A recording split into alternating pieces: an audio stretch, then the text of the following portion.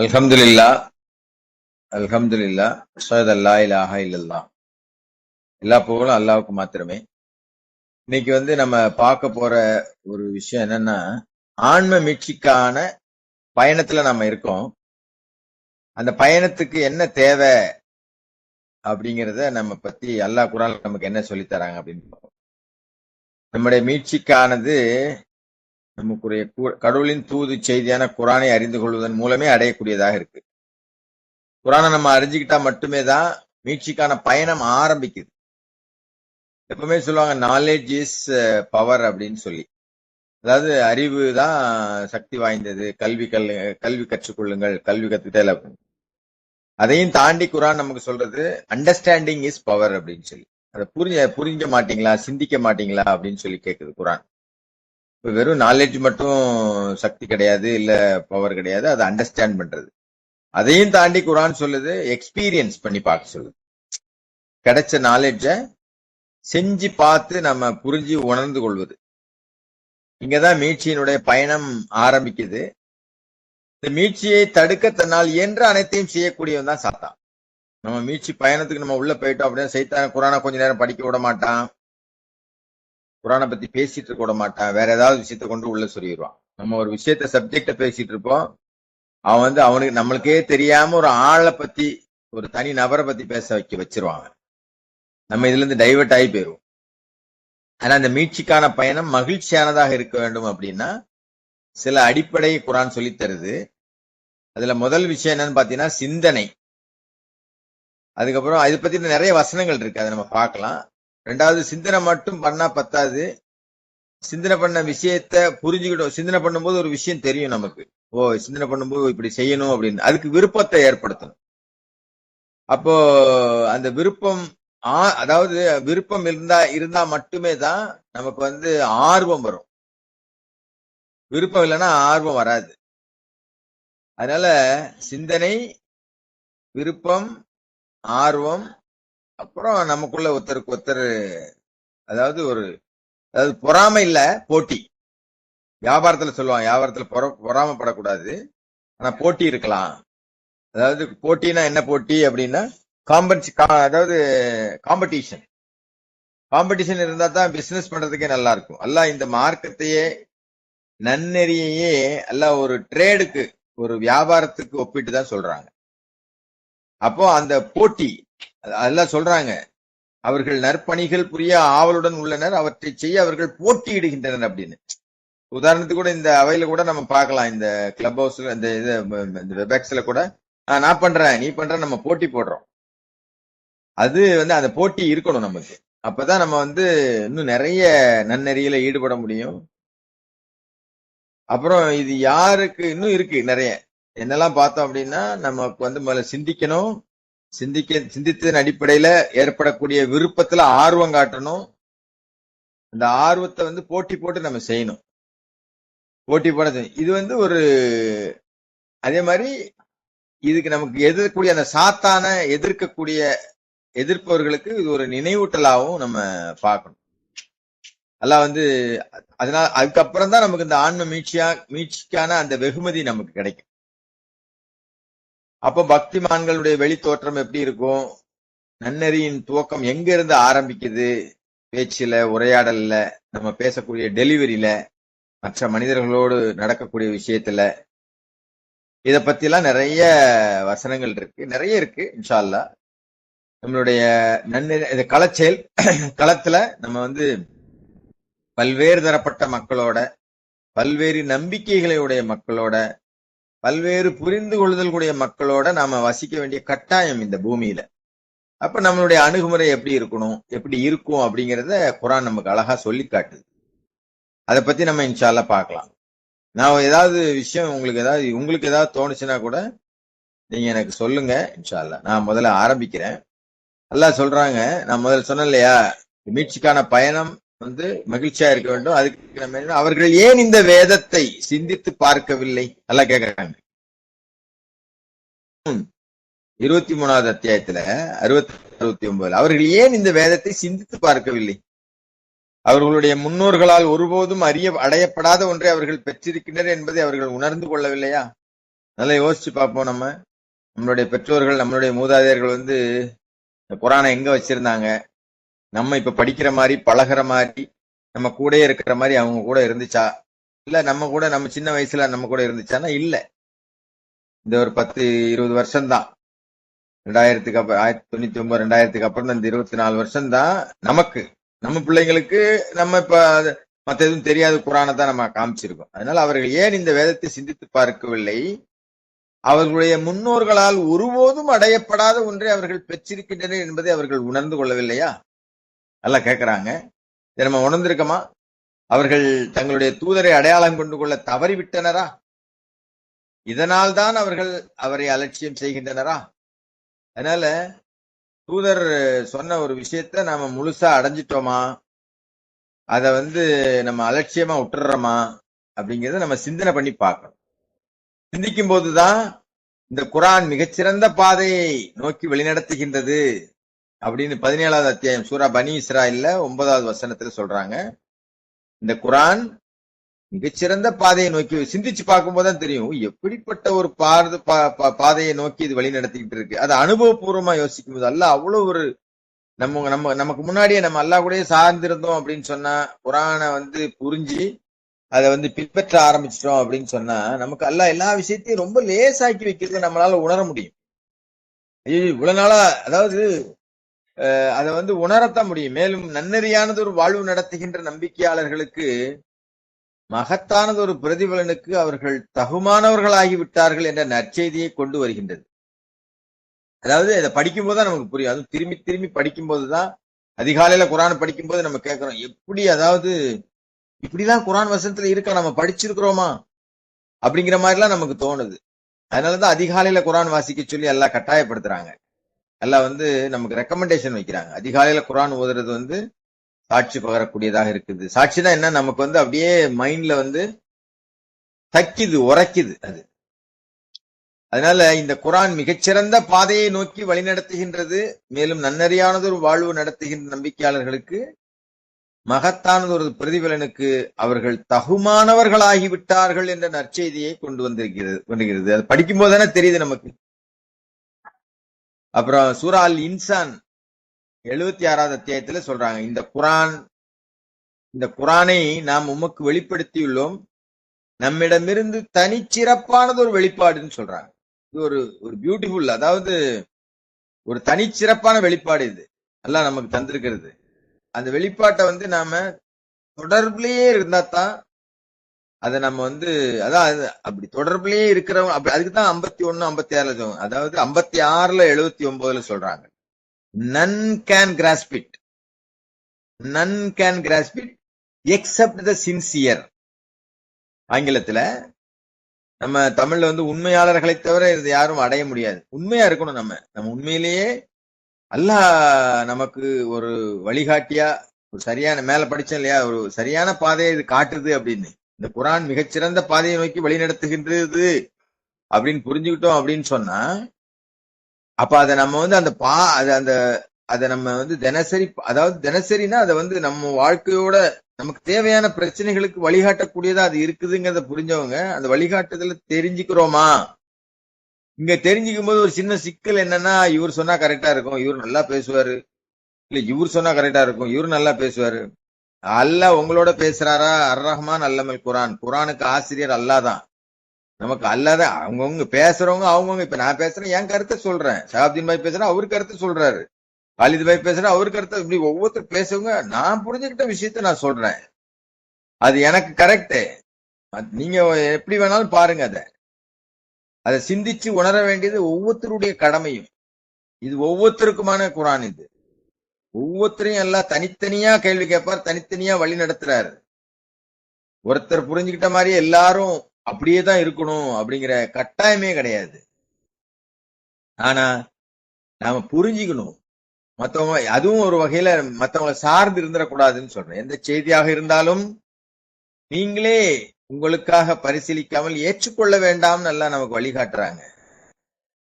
அதனால அவர்கள் அல்லாஹ்வுடைய வசனங்களை கொண்டு நினைவூட்டப்பட்டாலும் குருடர்கள் போலும் செல்வர்கள் போலும் வீழ்ந்து விட மாட்டார்கள் சொல்றாங்க. அதனால இந்த குரானை நாம் உமக்கு வெளிப்படுத்தியுள்ளோம், நம்மிடமிருந்து தனிச்சிறப்பானது ஒரு வெளிப்பாடு. உம்முடைய இரட்சகரின் கட்டளைகளை, அதுக்கு அடுத்த வசனம், உம்முடைய இரட்சகரின் கட்டளைகளை உறுதிப்பாட்டுடன் நீர் செயல்படுத்த வேண்டும்.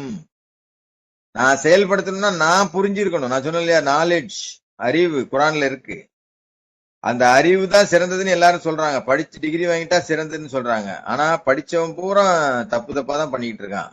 லஞ்சம், ஊழல், கெடுதி, நேர்மையற்ற நிலை. உலகத்துல நிறைய படிச்சவங்க இருக்கிறாங்க. ஆனா உங்களுடைய இரட்சகரின் கட்டளைகளை நீர் உறுதிப்பாடுடன் செயல்படுத்த வேண்டும். செயல்படுத்தும் போதுதான், எக்ஸ்பீரியன்ஸ் பண்ணும் போதுதான்.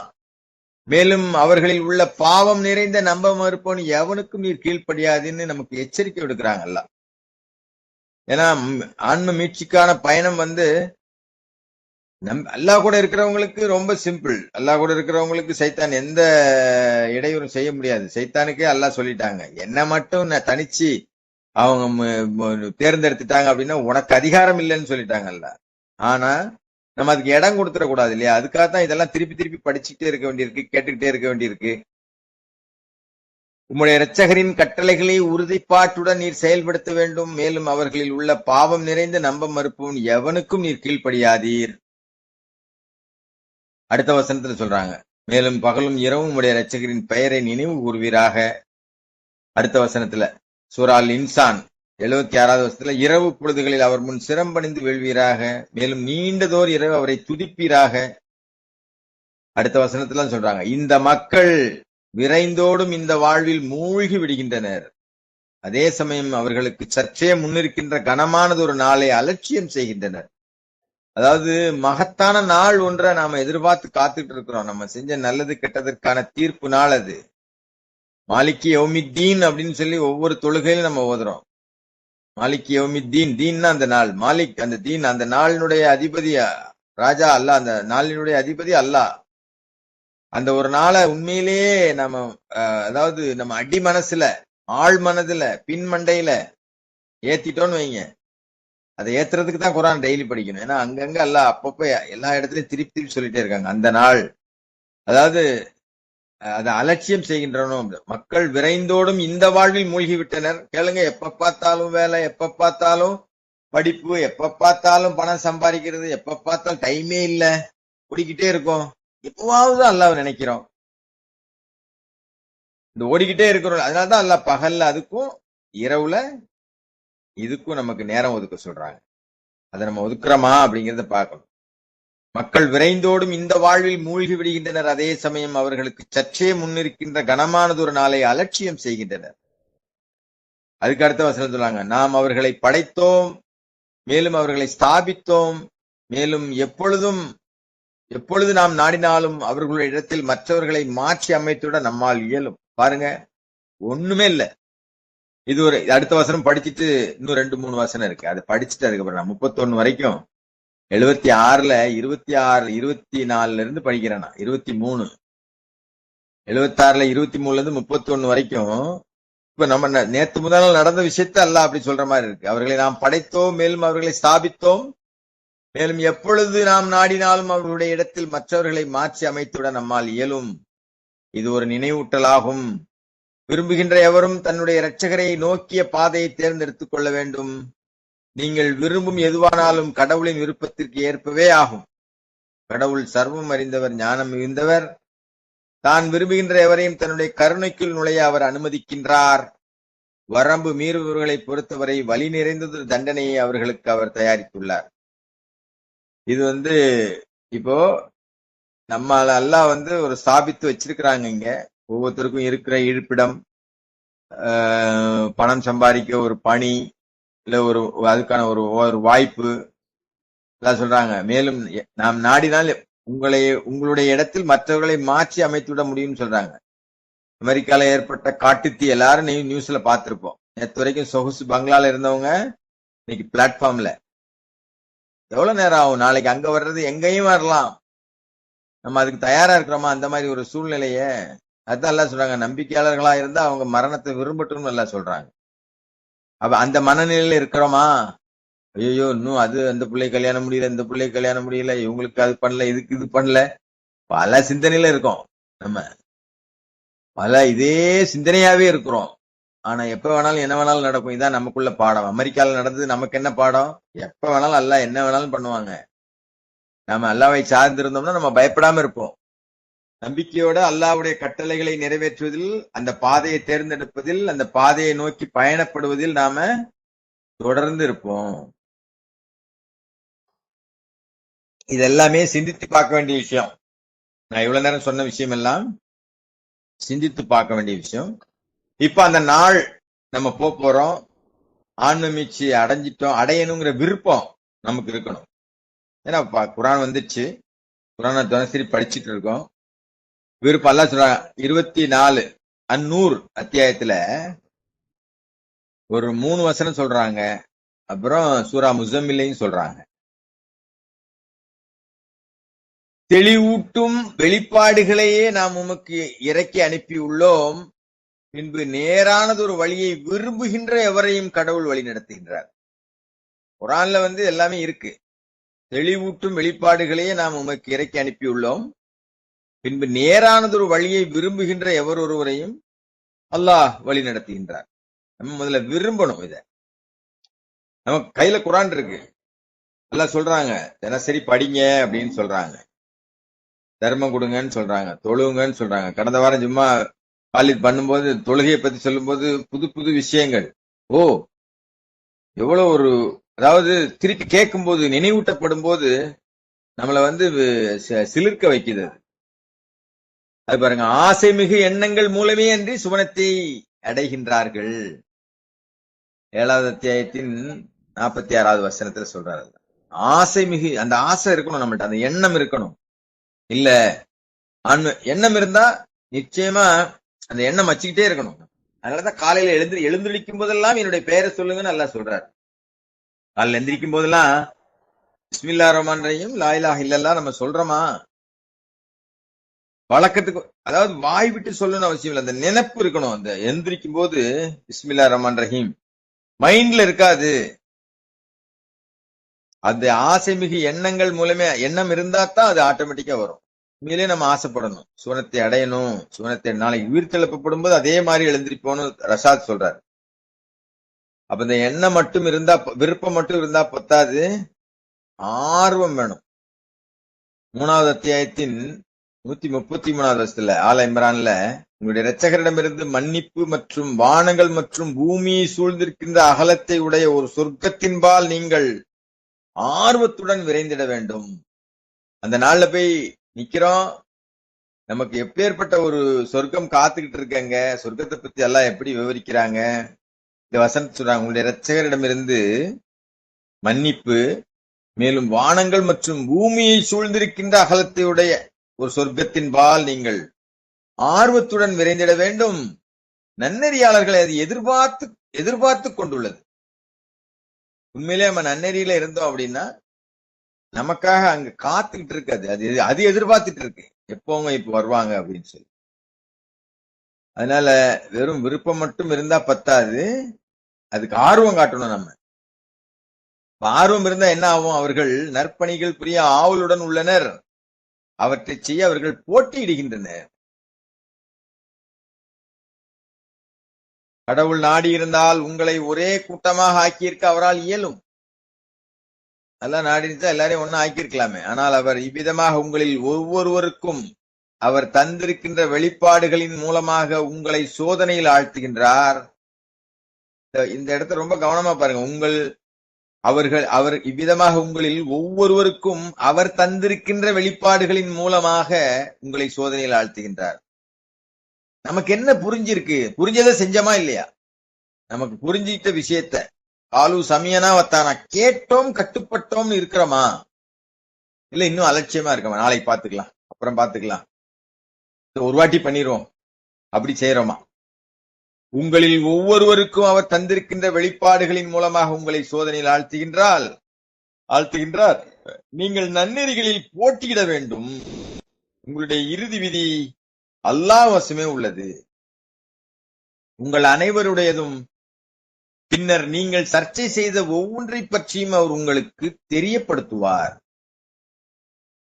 நாம நினைச்சிட்டு இருக்கோம் நம்ம செய்யறது வெளியில தெரியாது அப்படின்னு சொல்லி. அதுதான் நம்ம அல்லாஹ்வை குறைச்சி மதிப்பிடுறது. அல்லாஹ் நம்ம கூட இருக்கிறாங்க, பார்த்துக்கிட்டே இருக்காங்க. அவங்களுடைய மூசாட்ட சொல்லும்போது சொல்றாரு, நீ என் கண் பார்வையில தான், என்னுடைய பார்வையில தான், என்னுடைய சர்வையில, அதாவது எப்படி ஒரு சிசிடிவி கேமரா இருந்தா செயல்படுவோமோ அந்த மாதிரி செயல்படுறோமா நம்ம, ஒவ்வொன்றையும் அவர் உங்களுக்கு தெரியப்படுத்துவார்னு சொன்னார். எப்படி தெரியப்படுத்துவார் அல்லாஹ்? அதனால நீர் நினைவூட்ட வேண்டும், ஏனெனில் உமது இறைப்பணி இந்த நினைவூட்டலை சேர்ப்பிப்பதே. அதனால இந்த Quran is the you shall remind for your mission is to deliver the reminder. தூதருக்கு இதான் டியூட்டி. நபியா இருந்தாலும் தூதரா இருந்தாலும் அல்லாஹ்வுடைய அந்த நினைவூட்டலை கொண்டு நீங்க சேர்க்கணும். அதனை உம்முடைய இறைப்பணியானது அது 88 சொல்றாங்க, 21 நீர் நினைவூட்ட வேண்டும், ஏனெனில் உமது இறைப்பணி இந்த நினைவூட்டலை சேர்ப்பிப்பதே. அடுத்ததாக 79வது அத்தியாயத்துல சொல்றாங்க, உம்முடைய இறைப்பணியானது அதனை எதிர்பார்ப்பவர்களை எச்சரிப்பதே ஆகும். அதாவது அதனாலதான் சொல்றது, நாலேஜ் நம்ம என்ன நினைக்கிறோம், அல்லாஹ் மட்டும் தெரிஞ்சவனும் எல்லார்ட்டையும் கொண்டு போய் கொட்டிடணும், நான் வச்சிருக்கதான் கரெக்ட், நான் செய்யறதான் சரி, நீ எல்லாம் தப்பு. அப்படி இல்ல.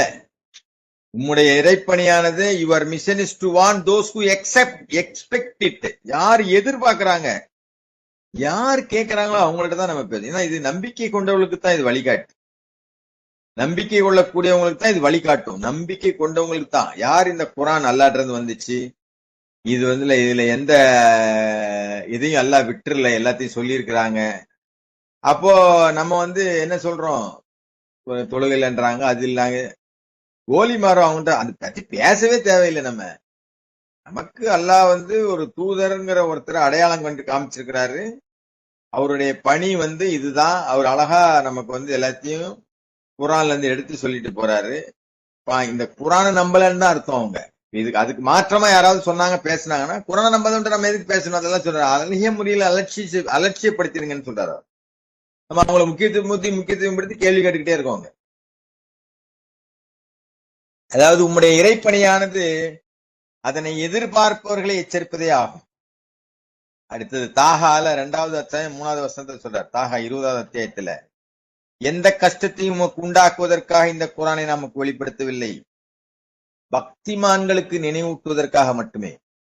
இந்த பக்திமான்கள் ஏதோ நமக்கு எதையும் கற்பனை பண்ண வேண்டாம். இங்கிலீஷ்ல சொல்றதா இருந்தா தோஸ் ஹூ கமிட்டட், அதாவது தவம் மாதிரி அல்லாஹ்வுடைய வேலைகளை செய்யக்கூடியவங்க. ஒரு தவம் மாதிரி பண்றது, கரெக்டான நேரத்துல யாரும் சொல்ல தேவையில்லை, யாரும் எழுப்பிவிட தேவையில்லை தொழுகைக்காக, யாரும் நினைவூட்ட வேண்டியதில்லை பிஸ்மி சொல்றதுக்கோ இன்ஷா அல்லாஹ் சொல்றதுக்கோ, யாருமே நினைவூட்ட தேவையில்லை. அந்த மாதிரி ஒரு அல்லாஹ் கூடயே இருக்கிறத ஒரு ஒரு ஒரு நம்ம சொல்லுவாங்க, ஒரு தவம் மாதிரி பண்றது, தொடர்ந்து பண்றது, விடாம பண்றது.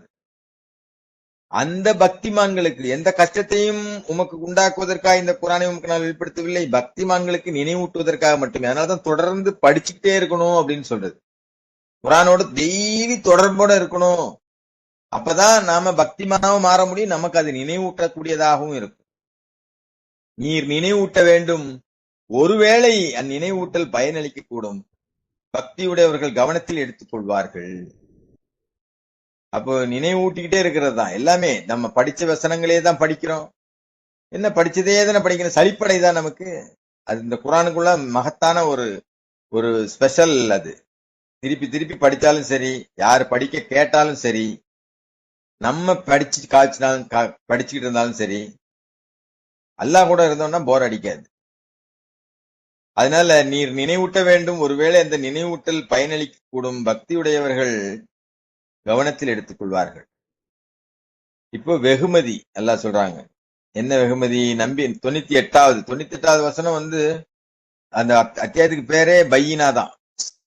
அதுக்குள்ள 7வது சொல்றாங்க, நம்பிக்கை கொண்டு நன்னெறியான வாழ்வு நடத்தியவர்கள் தான் மிகச்சிறந்த படைப்பினங்களாக இருக்கின்றார். உலகத்திலே சிறந்த படைப்பு எதுன்னா எல்லாரும் சொல்லுவாங்க மனுஷன் தான் சிறந்த படைப்பு அப்படின்னு. அல்லாஹ் சொல்றாங்க, நம்பிக்கை கொண்டு நன்னெறியானது ஒரு வாழ்வு நடத்தியவர்கள் தான் மிகச்சிறந்த படைப்பினங்களாக இருக்கின்றனர். அவர்களுடைய இரட்சகரிடம் அவர்களுடைய வெகுமதியாவது ஆறுகள் பாய்கின்ற ஏதேன் தோட்டங்கள், அங்கே அவர்கள் என்றென்றும் வசிப்பார்கள். அல்லாஹ் அவர்களிடம் திருப்தி அடைந்தார், அவர்களும் அவரிடம் திருப்தி அடைந்தனர். இது ரொம்ப ரொம்ப முக்கியம். நம்ம வந்து அல்லாஹ் கூட இருக்கிறதுல திருப்தி காண்றோமா? தங்களுடைய இரட்சகரிடம் பக்தி கொள்வோருக்குரிய வெகுமதி இத்தகையதா. அல்லாஹ் வந்து நம்பிக்கை கொண்டு நன்னறியானது வாழ் நடத்துறதா மிகப்பெரிய படைப்பினங்கள்னு சொல்லிட்டு நமக்கு என்ன வெகுமதி மேல பார்த்தோம் இல்லையா, நமக்கு என்ன வேணும் அப்படிங்கிறத பார்த்து அதன் அடிப்படையில செயல்படுறது. அப்போ நம்ம வந்து நம்முடைய வெகுமதி இத்தகையதா இருக்கும்போது நம்மளுடைய வெளி தோற்றம், நம்மளுடைய நடவடிக்கைகள் எப்படி இருக்கணும்? அல்லாஹ் சொல்றாங்க, நம்பிக்கை கொண்டவர்களே உங்களைத்தான் நீங்கள் அல்லாஹ்விடம் பக்தியோடு இருக்கவும், மேலும் அவரை நோக்கிய வழிகள் மற்றும் உபாயங்களை தேடிக்கொள்ளவும், மேலும் அவர் நிமித்தம் பாடுபடவும் வேண்டும், நீங்கள் வெற்றி அடையும் பொருட்டுன்னு சொல்றாங்க. Seek the ways and means சொல்றாங்க. Seek the ways. ஒவ்வொருத்தருக்கும் ஒரு வழி இருக்கும். ஒவ்வொருத்தரும் ஒவ்வொரு சூழ்நிலையில இருக்கிறோம். ஒருத்தர் செய்யற மாதிரியே இன்னொருத்தர் செய்யணும்னு அவசியம் இல்ல. அல்லாஹ்வுடைய நினைவுல இருக்கணும். நம்ம அதுக்கு ஒருத்தருக்கு ஒருத்தர் நினைவூட்டிக்கணும். ஐயோ நான் இதை செய்யலையே, நான் அதை செய்யலன்னு ஒன்னும் கவலைப்பட தேவையில்லை.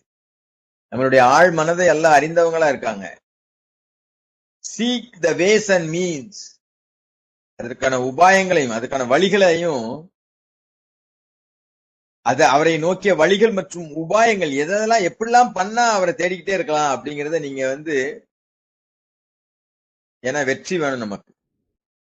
அப்ப இந்த நன்னெறியின் துவக்கம் எங்க ஆரம்பிக்குது அப்படின்னா, நம்முடைய பேச்சு, நம்முடைய உரையாடல், நாம வந்து புரிஞ்சுக்கிட்ட விஷயத்த மத்தவங்கள்ட்ட டெலிவரி பண்றது, மத்தவங்க டெலிவரி பண்ணும்போது நம்ம எப்படி அதுக்கு ரியாக்ட் பண்றது, இதுதானே வெளிப்புற செயல். ஒரு ஒரு உறவு தானே, மனிதர்களோடு மனிதர்கள் வைத்திருக்கக்கூடிய உறவு தானே நம்ம யாருங்கிறத காட்டுது. அதனாலதான் எல்லாம் 42-43 சொல்றாங்க மன்னிப்பும்.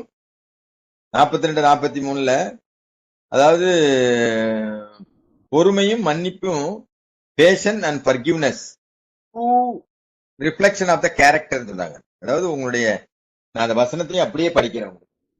42-43 ஏன்னா இதுதான் நம்மளுடைய உண்மையில நம்ம யாருங்கிறத காட்டுது.